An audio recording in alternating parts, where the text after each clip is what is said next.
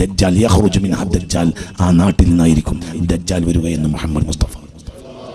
മനസ്സിലായോ പറഞ്ഞത്? എന്തുകൊണ്ട്? കരുണയില്ലാത്തവരാണ്. ഭൂമി കണ്ട ഏറ്റവും വലിയ നിഷ്ഠൂരനായ ദജ്ജാൽ ആ മണ്ണിൽ നിന്നാണ് പുറത്തു വരിക എന്ന് മുഹമ്മദ് മുസ്തഫ. എന്തുകൊണ്ട്? കരുണയില്ലാത്ത അന്ധമാര നാടാണ്. അവർക്ക് 3500 കൊല്ലം മുമ്പ് പോലും കരുണയില്ല. മനസ്സിലായോ പറഞ്ഞത്? ഇന്ന് മനുഷ്യന് പറ്റ കരുണ പറ്റുന്ന കാലമാണ്.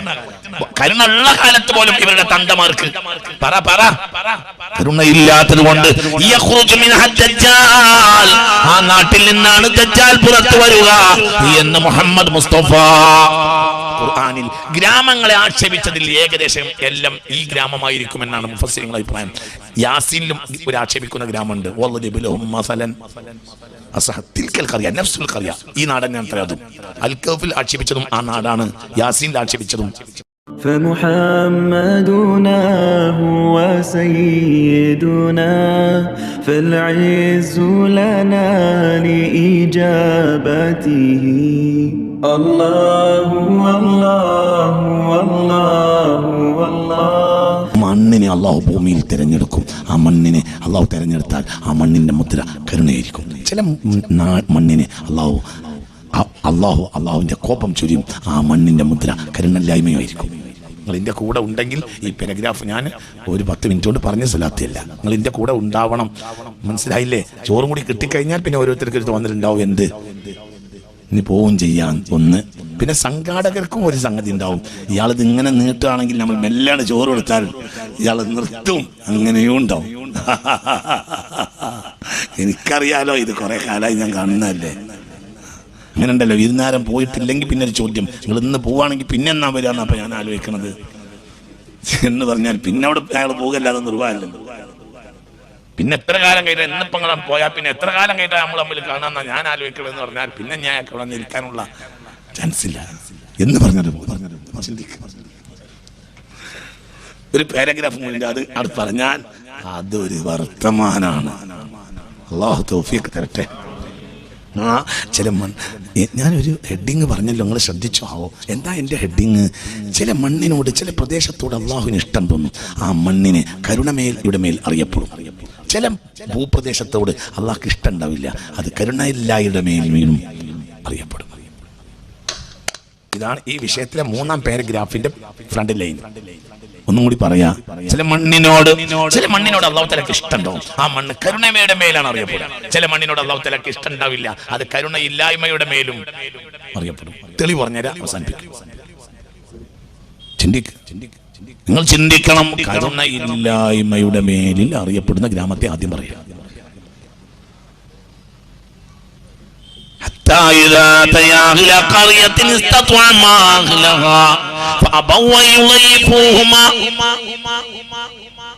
ഏതാ സൂറത്ത്? അൽ-കഹ്ഫ്. സയ്യിദ്നാ ഖദർ, സയ്യിദ്നാ മൂസ BC 14ാം നൂറ്റാണ്ടിന്റെ പരിസരത്തായിരിക്കും ഈ സംഭവം. സയ്യിദ്നാ മൂസ BC 14ാം നൂറ്റാണ്ടിലാവാനാണ് സാധ്യത. BC 14ാം നൂറ്റാണ്ടിലാവാനാണ് സാധ്യത. അങ്ങോട്ടും ഇങ്ങോട്ടും, കുറച്ച് അങ്ങോട്ടും കുറച്ച് ഇങ്ങോട്ടും. അതിന്റെ പ്രധാനപ്പെട്ട കേന്ദ്രം 14ാം നൂറ്റാണ്ട്. BC 14ാം നൂറ്റാണ്ടിന്റെ മഹൗലാണ് സയ്യിദ്നാ മൂസ. കർമ്മയോഗിയായ ഖദറോടുകൂടെ അങ്ങനെ പോയി സയ്യിദ്നാ മൂസ.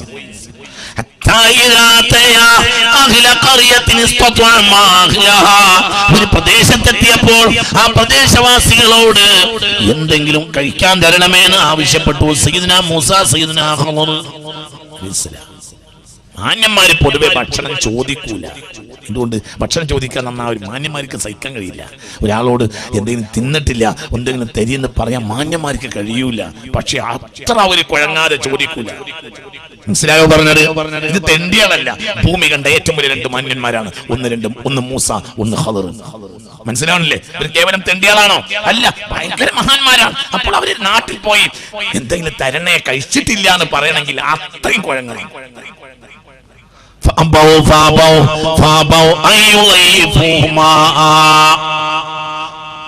ഒരു വിരുന്ന് പോലും നൽകിയില്ല. ഒരു വിരുന്നിന് ഖൗലും മഅറൂഫും മതി, നല്ല വാക്ക് പറഞ്ഞാലും മതി. അസ്ലുൽ ളിയാഫ ഖൗലും മഅറൂഫ്, ആദിത്യ മര്യാദയുടെ പ്രഥമ ഘട്ടം എന്ന് പറഞ്ഞാൽ നല്ല വാക്ക് പറയലാണ്. ഒരു നല്ല വാക്ക് പറഞ്ഞാൽ മതിയായിരുന്നു. ഇവിടെ ഭക്ഷണം ആയിട്ടില്ലല്ലോ, തൊട്ടടുത്ത ഗ്രാമത്തില് ഇപ്പോൾ ഭക്ഷണം ആയിട്ടുണ്ടാവും, ഒന്ന് അവിടെ വരെ പോകരുതോ, ഇവിടെ ഭക്ഷണം ആയിട്ടില്ലല്ലോ എന്ന് പറഞ്ഞാലും മതി. ഇവിടെ രാവിലെ ഒന്നും അങ്ങനെ ഭക്ഷണം ഉണ്ടാക്കാറില്ലല്ലോ, ഇവിടെ ഭക്ഷണം ഇല്ലാത്തത് കൊണ്ടാണ്. അല്ലെങ്കിൽ നിങ്ങൾ കുറച്ചു നേരം ഇരുന്നാല് പിന്നെ ഇന്നായിപ്പോയി, ഇന്നങ്ങനെ നിങ്ങൾ ഭക്ഷണം കഴിക്കുന്ന ദിവസം അല്ലല്ലോ, അങ്ങനെ ആയിപ്പോയതാണ്. ഒരു ഖൗലും മഅറൂഫും, ഒരു നല്ല വാക്ക് പറഞ്ഞാലും മതി. പക്ഷെ അതുപോലും ആ ഗ്രാമവാസികൾ പറഞ്ഞില്ല. ഏതാ സൂറത്ത്? നിങ്ങൾ ചിന്തിക്കുക, ആ ജനതയുടെ മേൽ അള്ളാഹുവിന്റെ കോപം. ഈ സംഭവം കഴിഞ്ഞിട്ട് ഏകദേശം 14 34 ഏകദേശം 3500 കൊല്ലമായി ഈ സംഭവം കഴിഞ്ഞിട്ട്. ഈ സംഭവം കഴിഞ്ഞിട്ട് ഏകദേശം 3500ഓളം മനസ്സിലാവുണ്ടോ? ഇത് BC 14 നൂറ്റാണ്ട്, ഇത് AD 21 നൂറ്റാണ്ട്. അപ്പോൾ ഏകദേശം 35 നൂറ്റാണ്ട്, അതായത് 3500 വർഷത്തിന്റെ ഏകദേശം ആയിട്ടുണ്ട് ഈ സംഭവം കഴിഞ്ഞിട്ട്. ഇനി ദജ്ജാൽ എന്നാ വരിക എന്നറിയില്ല, ചിലപ്പോ ഈ നൂറ്റാണ്ടിൽ വരാം, മിക്കവാറും അതന്നെയാണ് സാധ്യത. അങ്ങനെയൊക്കെയാണ് മനസ്സിലാവുണ്ടോ പറഞ്ഞത്? എന്താണെങ്കിലും അന്ന് ചെയ്ത പ്രപിതാക്കന്മാരുടെ ആ തെറ്റ് ഇന്നത്തെ ജനതയും അനുഭവിക്കും. ദജ്ജാൽ യഖ്റുജു മിൻ ദജ്ജാൽ, ആ നാട്ടിൽ നിന്നായിരിക്കും ദജ്ജാൽ വരിക എന്ന് മുഹമ്മദ് മുസ്തഫ. മനസ്സിലായോ പറഞ്ഞത്? എന്തുകൊണ്ട്? കരുണയില്ലാത്തവരാണ്.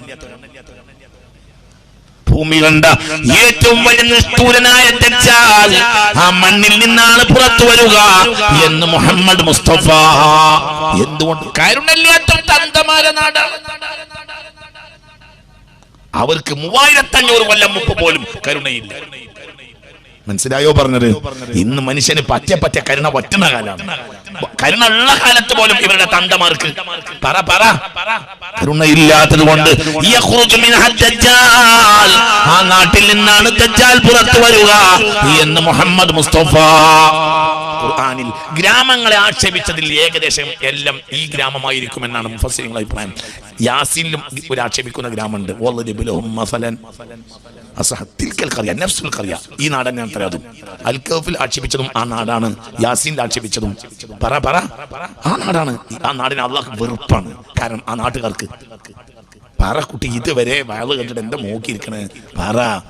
എന്ത് കരുണല്ലാണ് ഇതൊക്കെ പറഞ്ഞിട്ട് നിങ്ങൾക്ക് ഇതിന്റെ ഒരു ഉത്തരം കിട്ടിയില്ലെങ്കിൽ പിന്നെ ഞാൻ എന്തിനത് പറഞ്ഞ് വയല് നടക്കുമ്പോ തന്നെ എന്താ പറഞ്ഞെന്ന് തിരിയാത്ത ഒരാൾക്ക് വയല് കഴിഞ്ഞാൽ കഴിയും. മനസ്സിലായോ പറഞ്ഞത്? ആ നാട്ടിൽ അള്ളാഹ്ക്ക് ഇഷ്ടല്ല. കാരണം ആ നാട്ടില് കരുണയില്ല. അതന്നെ കടുങ്ങാപുരത്ത് കരുണ ഉണ്ടോ? ഇവിടെ പഠിച്ചോന്റെ ഒരു നന്മ ഉണ്ടാവും. അള്ളാഹു തൗഫീഖ് തരട്ടെ. അതെല്ലാവർക്കും ഉണ്ടാവും. ഹിന്ദുവിനുണ്ട്, മുസ്ലിമിനുണ്ട്, ഒക്കെ ഉണ്ടാവും. കരുണല്ല ഒരു കരുണുള്ളവർ തന്നെ ആയിരിക്കും.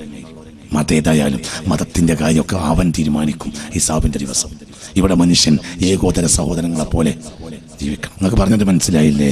ഇവിടെ എന്താണ് ഏതാണ്, എന്താ കൃഷ്ണ, എന്താ പാത്തുമ്മേ, എന്താണ് പിന്നെ രാഘവ, അങ്ങോട്ടും ഇങ്ങോട്ടും ചോദിച്ചും, എന്താ അമ്മക്ക, അങ്ങോട്ടും ഇങ്ങോട്ടും ചോദിച്ചും സന്തോഷത്തിലും സന്താപത്തിലും സഹകരിച്ചും മനുഷ്യൻ അങ്ങനെ കഴിഞ്ഞുകൂടണം. അള്ളാഹു റഹ്മാനായിട്ടാണ് റഹീമാവണായി നമ്മൾ കേട്ടത്. ബിസ്മില്ലാഹി റഹീമിർ റഹ്മാൻ എന്നല്ല, ബിസ്മില്ലാഹി റഹ്മാനിർ റഹീം. റഹ്മാൻ എന്ന് പറഞ്ഞാൽ ഈ ലോകത്ത് അവന് മതവിശ്വാസികളെ മതത്തിന്റെ അടിസ്ഥാനത്തിലല്ല കരുണ ചെയ്യുക, മതം ഏതായാലും കരുണ ചെയ്യുമെന്നാണ് അവരുടെ തീരുമാനം. അല്ലാഹു അതുകൊണ്ടാണല്ലോ അവൻ ആരായത്? റഹ്മാൻ. വഴിപ്പെട്ടവർക്കും അങ്ങനെ പറയാം. ഇവിടെ വഴിപ്പെട്ടോ വഴിപ്പെട്ടില്ല നോക്കേണ്ട ആവശ്യമില്ല. ഇവിടെ ആവശ്യമുണ്ടോ നോക്കിയാൽ മതി. ഇവിടെ യശോദന്റെ വീട്ടില് ഫുൾ ടൈം സിനിമ ആണെന്ന പരിപാടിയാണ്. പക്ഷെ അവർക്ക് പട്ടി നടക്കുകയാണെങ്കിൽ നിങ്ങൾ സിനിമക്കാരായതുകൊണ്ട് ഞങ്ങൾ തരില്ല എന്ന് പറയാൻ പറ്റൂല. നിങ്ങൾക്ക് പറഞ്ഞത് മനസ്സിലായോ? അവിടെ അന്നല്ലേ കൊടുക്കണം. കാരണം ഇവിടെ വഴിപ്പെട്ടതിന്റെ അടിസ്ഥാനത്തിൽ തീരുമാനിക്കുന്ന സ്ഥലമല്ല ഇത്. വഴിപ്പെട്ടാലും കൊടുക്കണം.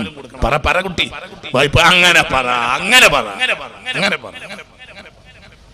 അപ്പുറത്തെ കൃഷ്ണന്റെ പുരയിൽ നല്ല നടപ്പില്ല. മനസ്സിലായില്ലേ പറഞ്ഞു? ഇപ്പൊ മോമയുടെ പേരിൽ നല്ല നടപ്പില്ല, അബൂബക്കറിന്റെ പേരിൽ നല്ല നടപ്പില്ല, കൃഷ്ണന്റെ പേരിൽ നല്ല നടപ്പില്ല. അതൊന്നും നോക്കണ്ടേയില്ല. അവിടെ അത്താഴപ്പട്ടിനുണ്ടെങ്കിൽ കൊടുത്തിട്ടില്ലെങ്കിൽ ആ നാട്ടുകാരെ നിസ്കാരം പോലും അല്ലാഹു തആല സ്വീകരിക്കൂലെന്ന് പറയാ. ധൈര്യത്തിൽ പറയാം. മനസ്സിലാക്കണം, ചിന്തിക്കണം. ഇനി ചിന്തിക്ക്. ഞാൻ തിരിച്ചു പോരാണ്. ചോറ് കിട്ടിയതുകൊണ്ട് ഞാൻ വല്ലാതെ ആ ചോറിന് ആ കടലാസിലിട്ടിട്ട് ബുദ്ധിമുട്ടിക്കണില്ല. എവിടെയെങ്കിലും കുത്തിച്ച് ഞാൻ പെട്ടെന്ന് പോകും. ലാൻഡിങ്ങിന് അതിൽ വലിയ ബുദ്ധിമുട്ടൊന്നുമില്ല. അങ്ങനെയാണ് ലാൻഡിങ്ങിന് എനിക്ക് സിഗ്നലൊക്കെ കിട്ടിയിട്ടുണ്ട്. ലാൻഡിങ് എളുപ്പമാണ്, ഒരു ബേജാറും വേണ്ട. ഞാൻ പെട്ടെന്ന് ലാൻഡ് ചെയ്യും. സിഗ്നൽ കിട്ടിയിട്ടുണ്ട്, റൺവേ ഞാൻ കണ്ടിട്ടുണ്ട്. ഇനി ഞാൻ ബേജാറിലൊന്നും ആവില്ല. ഒരു 5 മിനിറ്റ് കൊണ്ട് ഞാൻ ലാൻഡ് ചെയ്തിട്ട് അൽഹംദുലില്ലാ നിങ്ങൾക്ക് സാധനം എടുത്ത് തിരിച്ചു പോകാം, ലഗേജ് കൊണ്ടുപോകാം. ലഗേജ് അതെല്ലാം കൈ കിട്ടിയിട്ടുണ്ട്. ഇനി നിങ്ങൾക്ക് ലാൻഡിങ് മാത്രം മതി. ലാൻഡിങ് ഞാൻ ഇപ്പോൾ ചെയ്തുതരാം ഇൻഷാ അല്ലാഹ്. അതുകൊണ്ട് ചിന്തിക്കണം. നിങ്ങൾ ചിന്തിക്കണം, ദുനിയാവിലെ ഏറ്റവും നല്ല നാട് മദീനയാണ്. ദുനിയാവിലെ ഏറ്റവും നല്ല നാട് മദീനയാണ്. മദീനയുടെ മുദ്ര തന്നെ കരുണയാണ്. മദീനയെ പറ്റി ഹശ്ർ സൂറത്തിന്റെ 9-ാമത്തെ ആയത്ത്. മദീനക്കാർ നിസ്കരിക്കും കൂടുതൽ നല്ല മദീനയെ പറ്റിയുള്ളത്. മദീനക്കാർ കൂടുതൽ നോമ്പ് നോക്കും എന്നല്ലുള്ളത്. മദീനക്കാർ എന്നും മാച്ചിന് വരും എന്നുമല്ല ഉള്ളത്. വല്ലദീന തബവ്വഉ ദാറ വൽ ഈമാന മിൻ ഖബ്ലിഹിം യുഹിബ്ബൂന മൻ ഹാജറ ഇലൈഹിം വലാ യജിദൂന ഫീ സുദൂരിഹിം ഹാജതൻ മിമ്മാ ഊതു വയുസിറൂന അലാ അൻഫുസിഹിം വലൗ കാന ബിഹിം ഖസാസ. അവരിലേക്ക് ആര് വന്നാലും അവർ കൊടുക്കും. യാ അല്ലാഹ്, എന്തൊരു മദീനയാണിത്. നോക്ക്. والذين تبوأوا الدار والإيمان من قبلهم يحبون من هاجر إليهم. പ്രജ്ഞയത്തെ അഭയാർത്ഥികളായി ആര് വന്ന് കയറിയാലും അവർ കൊടുക്കും.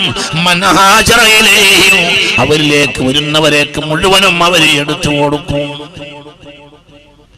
ولا يجدون في صدورهم حاجة مما أوتوا. അഭയാർത്ഥിയായി കഷ്ടപ്പെട്ട് വന്നവർക്ക് കൊടുക്കുന്നതിൽ അവർക്കൊരു വിഷമവും ഇല്ല. അവർ കൊടുക്കും. വയുസിറൂന അലാ അൻഫുസിഹിം, മറ്റുള്ളവരുടെ വിശപ്പിനാണ് അവർ പ്രാധാന്യം കൊടുക്കുക. വലൗ കാന ബിഹിം ഖസാസ, അവരുടെ വയർ മുതുകല്ലിനോട് കൂട്ടിയിട്ടുണ്ടെങ്കിലും അവരുടെ വയറ് മുതുകല്ലിനോട് പറ. അവരുടെ വയറ്, മദീനക്കാരെ പറ്റി പറയാം, മദീനക്കാരുടെ വയറ് പറ മുതുകല്ലിനോടൊട്ടിയിട്ടുണ്ടെങ്കിലും മറ്റുള്ളവരുടെ പട്ടിണിയാണ് അവർ പരിഗണിക്കുക. ഏതാണ് ഈ നാട്? മദീന. തീർന്നില്ല, അങ്ങോട്ട് നോക്ക്. ഈ നാടിന്റെ പ്രത്യേകത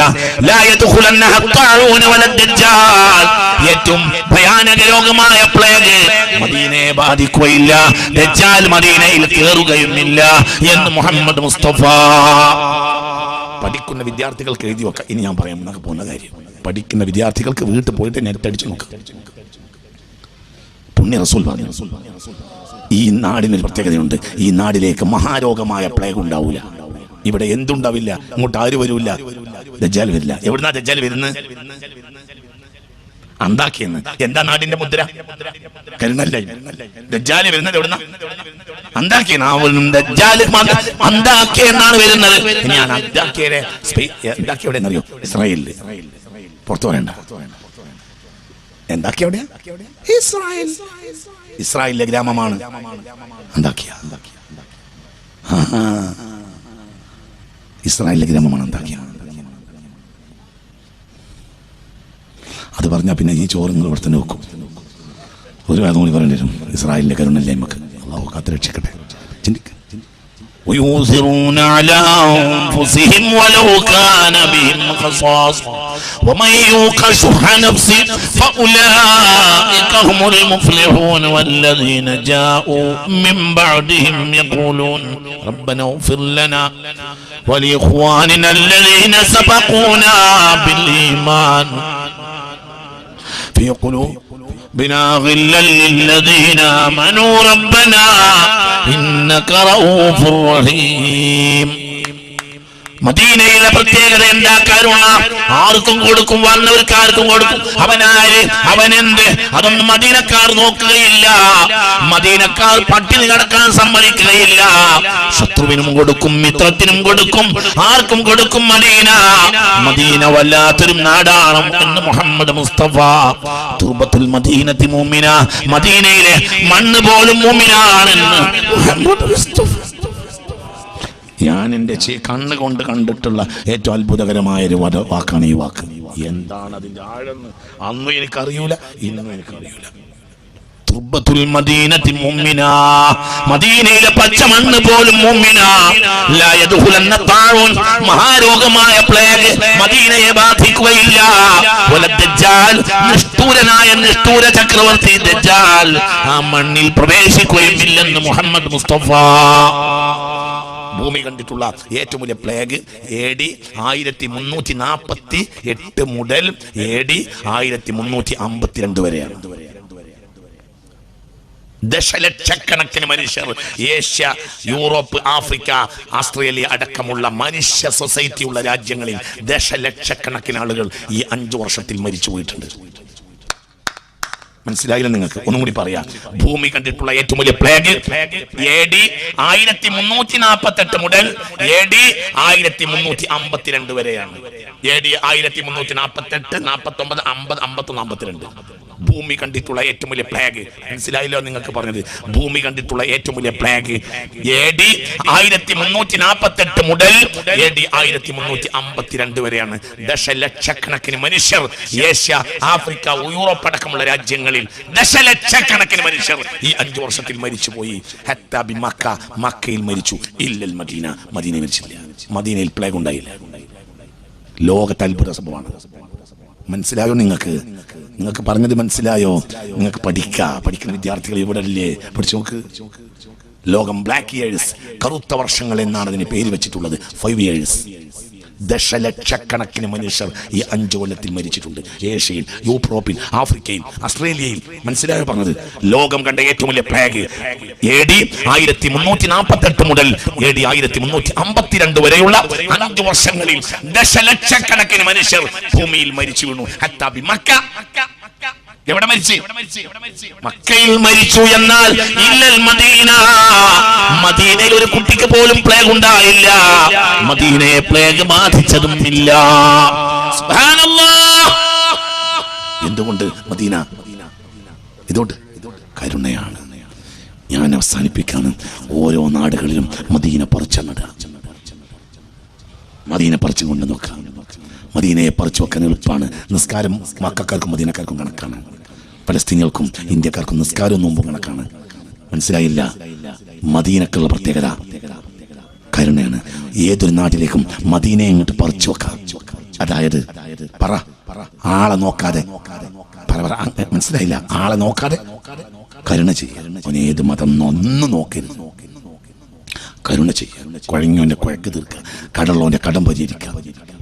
ഒരു പെൺകുട്ടിയെ കെട്ടിക്കുന്ന നേരത്ത് ഒരു കൃഷ്ണൻ്റെ വീട്ടിൽ അല്ലെങ്കിൽ അപ്പുറത്തെ പോക്കറ വീട്ടിൽ പാവപ്പെട്ടവനാണ്, കല്യാണം കഴിഞ്ഞ മകളെ കല്യാണമാണ്, ഒന്നുമില്ല. അപ്പോൾ ജാതി മതം നോക്കാതെ എല്ലാവരും ഈ ലോകത്തെ ഏറ്റവും നല്ല കാര്യം ഹലാലായ നിലക്ക്, അതാത് മതം അനുസരിക്കുന്ന നിലക്ക്, ആ മതത്തിൻ്റെ കർമ്മം അനുസരിച്ച് ആ മതം അനുശാസിക്കുന്ന ഒരാൾക്ക് ഒരുത്തൻ്റെ മോളെ കെട്ടിച്ചേൽപ്പിക്കലാണ് ഈ ലോകത്തെ ഏറ്റവും വലിയ നന്മ.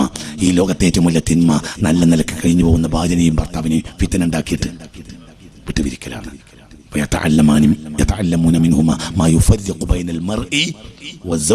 ഭാര്യയും ഭർത്താവിനെയും പന്നിൽ വിട്ടുപിരിക്കാൻ വേണ്ടിയാണ് കൂടോത്രം ഉണ്ടായിട്ടുള്ളത്. നിങ്ങളിന്റെ കൂടെ അല്ലേ? എന്തിനാ കൂടോത്രം ആദ്യമായി വന്നത്? ഭാര്യയുടെയും ഭർത്താവിന്റെയും ഇടയിൽ വിട്ടുപിരിക്കാൻ. സൂറത്ത് അൽ ബഖറ 102-ാമത്തെ വചനം നോക്ക്. അപ്പൊ ഈ ലോകത്തെ ഏറ്റവും വലിയ തിന്മേടാ ഒരാണിനെയും പെണ്ണിനെയും പിരിക്കുക. അപ്പൊ ഈ ലോകത്തെ ഏറ്റവും വലിയ നന്മേടാ, ഏറ്റവും വലിയ തിന്മ. ഞാനെന്ത് വർത്താനാണ് നിങ്ങളോടായല്ലോ ഇത് പറഞ്ഞു പോയത് എന്നൊരു കുറ്റം എനിക്കുണ്ടാവും. മനസ്സിലായോ നിങ്ങൾക്ക്? ഈ ലോകത്തെ ഏറ്റവും വലിയ തിന്മ കൂടോത്രല്ലേ? കൂടോത്രത്തിന്റെ ഔട്ട് പ്രോഡക്റ്റ് ആണ് എന്ത്? ഭാര്യ ഭർത്താവിനെയും പോലും ഫിത്തിനുണ്ടാക്കി പിരിക്കുക. അതാണ് തിന്മയെങ്കിൽ ഏറ്റവും വലിയ നന്മ എന്താ? ചേർക്കുക. 3 കാര്യത്തിന് നേരം വൈകിക്കരുതെന്ന് മുഹമ്മദ് മുസ്തഫ. ഏതാ 3 കാര്യം? 1, ഇഖാമത്ത് കൊടുത്താൽ നിസ്കരിക്കാൻ നേരം വൈകിക്കരുത്. ഭക്ഷണം എത്തിയാൽ പിന്നെ കഴിക്കാൻ നേരം വൈകിക്കരുത്. ഒരു പെണ്ണിന് ആവറേജ് ഒരു പുതിയാപ്പള വന്നാൽ കെട്ടിക്കാൻ നേരം വൈകിക്കരുത്. 3 മനസ്സിലായോ പറഞ്ഞത്? 3 കാര്യത്തിന് നേരം വൈകിക്കരുത്. 1, ഇഖാമത്ത് കൊടുത്താൽ നിസ്കരിക്കാൻ നേരം വൈകിക്കരുത്. ഭക്ഷണം എത്തിക്കഴിഞ്ഞാൽ കഴിക്കാൻ നേരം വൈകിക്കരുത്. ഒരു പെണ്ണിന് ആവറേജ് പറ്റിയ ഒരു പുതിയാപ്പളയെ കിട്ടിയാൽ കെട്ടിച്ചു കൊടുക്കാൻ നേരം വൈകിക്കരുത്. പെട്ടെന്ന് നടക്കണം. മുഹമ്മദ് മുസ്തഫ ഏറ്റവും വലിയ നന്മ. ഏറ്റവും വലിയ തിന്മയേടാ ഭാര്യയും ഭർത്താവിനെയും വിട്ടുപിരിക്കുക. ഏറ്റവും വലിയ നന്മയേടാ? ഏറ്റവും വലിയ നന്മ പരമാവധി യോജിപ്പിച്ചു വിടുക. അപ്പൊ എന്താ ചെയ്യേണ്ടത്? നാട്ടുകാർ ചെയ്യേണ്ടത് ഒരു കല്യാണം, ഒരു കുട്ടിക്ക് കല്യാണം ഉണ്ടാക്കാൻ നോക്കുക. കല്യാണം ഉണ്ടായാൽ എല്ലാവരും പറ, അത് ലീഗോ കോൺഗ്രസോ കമ്മ്യൂണിസ്റ്റോ ഒന്നും നോക്കരുത്. അതൊക്കെ വേറെ കാര്യത്തിൽ എല്ലാവരും ഒന്നായിരിക്കണം. എല്ലാവരും കൂടി ഒന്നാകാനും പാടില്ല. ചില ആൾ കുറച്ച് ലീഗ് വേണം, കുറച്ച് കോൺഗ്രസ് വേണം, അങ്ങനെയൊക്കെ വേണം. ഒന്നും ഉണ്ടാക്കിയത് ഒന്നും ഇതിൻ്റെ ഒരു പ്രശ്നം ഉണ്ടാക്കിയതേട്ടാ. കാസിമി പറഞ്ഞു പോയതിന് ശേഷമാണ് നമ്മുടെ നാട്ടിൽ കുഴപ്പമുണ്ടായി എന്ന് പറയരുത്. അതൊക്കെ സ്വാഭാവികമാണ്. അങ്ങനെയൊക്കെ ഉണ്ടാവുമല്ലോ, സ്വാഭാവികമാണ്. ഒരു നാട്ടിൽ പലതും ഉണ്ട്, അതൊക്കെ സ്വാഭാവികമാണ്. അതൊക്കെ ഉണ്ടാവും. ഒരു മനുഷ്യ സമൂഹം അങ്ങനെയൊക്കെ തന്നെയല്ലേ. ഒരു പൂന്തോട്ടാകുമ്പോൾ അതിൽ പല സൈസ് വർണ്ണമുള്ള പൂക്കൾ ഉണ്ടാവണ്ടേ? അതല്ലേ പൂവാടി എന്ന് പറഞ്ഞാൽ. എല്ലാവരും ഒരു നിറത്തിലും ഒരു വലിപ്പത്തിലാണെങ്കിൽ എന്ത് ഭംഗിയുള്ളത്. ഒരുത്തൻ നീളൻ, ഒരുത്തൻ കൊറിയൻ, ഇങ്ങനെയാണ്. ഇതാണ് വിരല്. ये मोटा वाला है, ये मोटा भी नहीं छोटा भी नहीं, ये लंबा वाला है. മനസ്സിലായില്ല? നിങ്ങൾ കണ്ടില്ല ഇയാളാണ് മോട്ടാവാല. പക്ഷെ മോട്ടാവാല എന്നേ ഉള്ളൂ, ഒരു കാര്യം നടക്കൂല. ഒരു തവളന്റെ ആകൃതി അയാൾക്ക്. ഇയാൾ മോട്ടയല്ല ചോട്ടയല്ല, പക്ഷെ കാര്യമൊക്കെ ഇയാളായില്ല.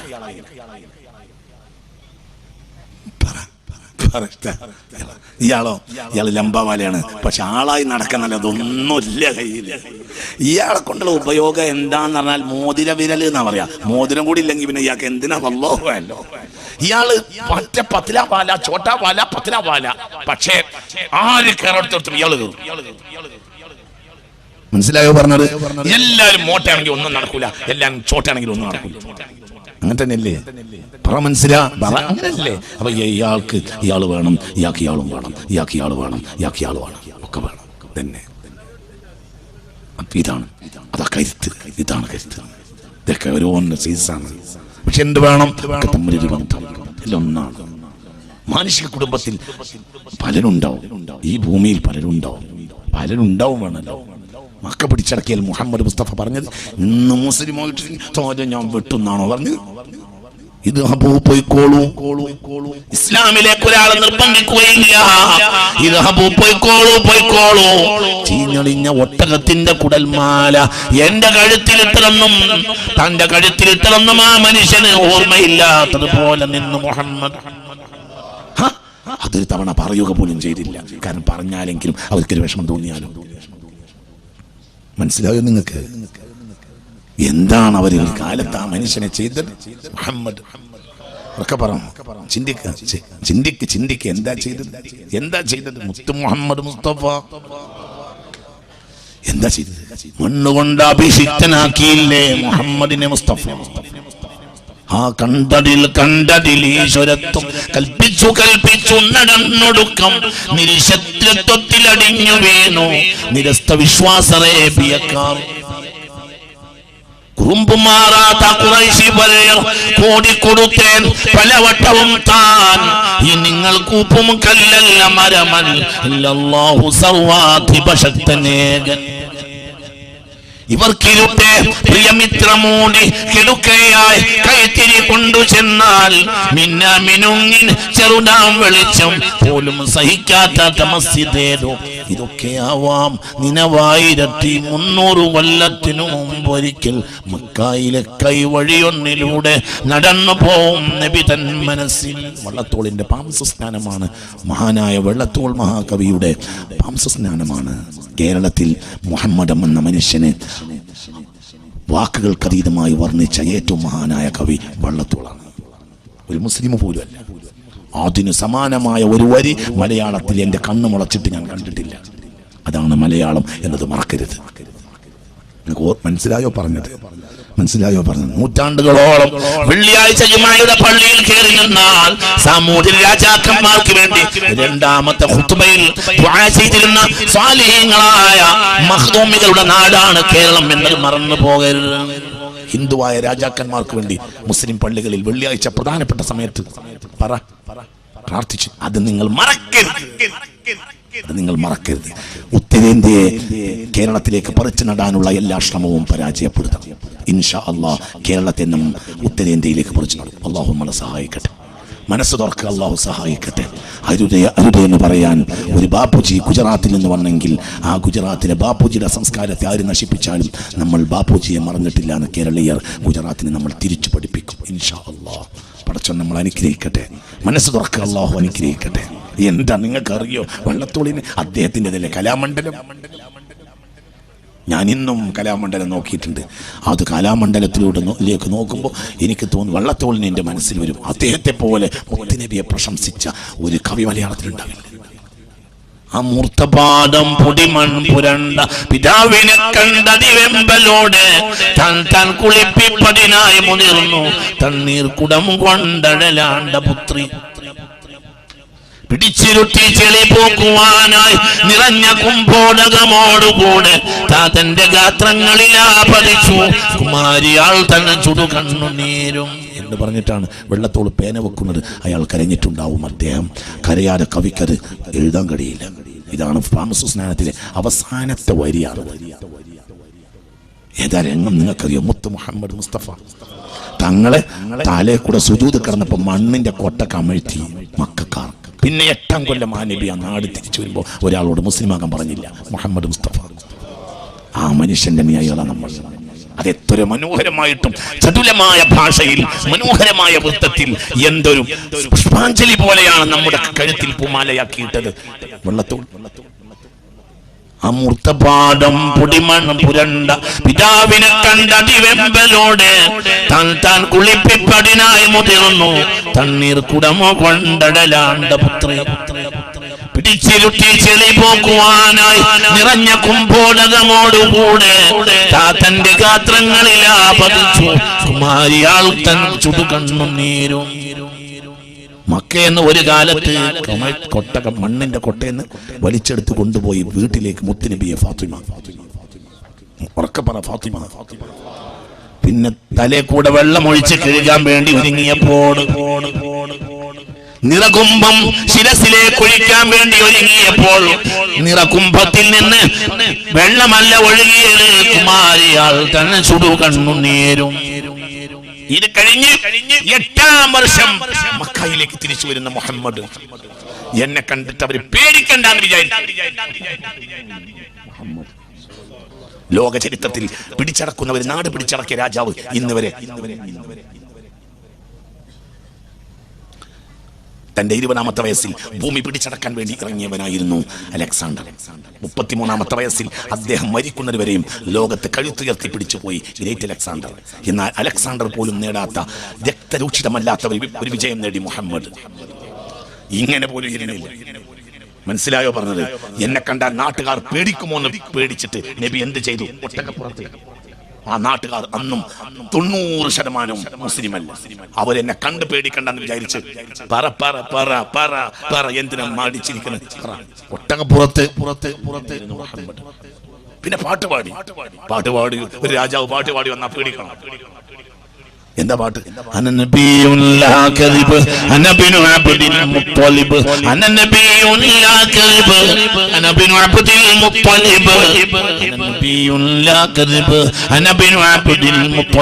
പ്രവാചകനാണെന്നത് ഞാൻ സത്യം പറഞ്ഞതാണ്. ഞാൻ കളവ് പറയോ? നിങ്ങൾക്ക് എന്റെ ഉപ്പാനെ അറിയൂലേ? എന്റെ വല്യപ്പാന് അബ്ദുൽ മുത്തലിബിന്റെ മോൻ നിങ്ങളോട് കളവ് പറയോ എന്ന് പാട്ടുപാടി വന്നു ഒട്ടകപ്പുറത്ത് മുഹമ്മദ്. ആ പാട്ട് പാടിയപ്പോഴും തന്റെ കഴുത്തൊന്നും ഉയർത്തിയില്ല. നാട്ടുകാർ പേടിക്കേണ്ട.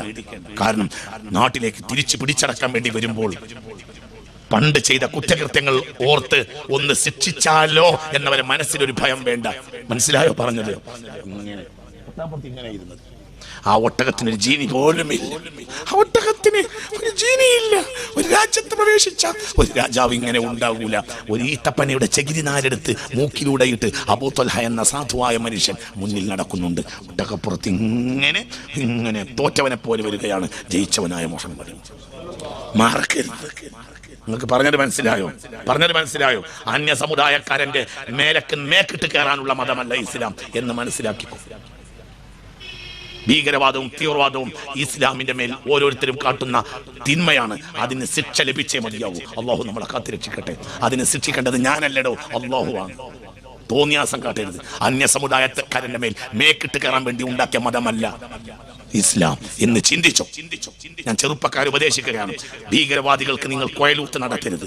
ഭീകരവാദികൾക്ക് വേണ്ടി ഒരു വാക്ക് പറയരുത്. അന്യ സമുദായക്കാരെയോ അവരുടെ ചിഹ്നങ്ങളെയോ അവരുടെ ആചാരങ്ങളെയോ വാക്കുകൊണ്ട് പോലും ആക്ഷേപിക്കരുത്. വളരെ ഗൗരവമായി ശ്രദ്ധിക്കണം, വളരെ ചിന്തിക്കണം. മനസ്സിലായോ പറഞ്ഞത് നിങ്ങൾക്ക് മനസ്സിലായില്ലേ?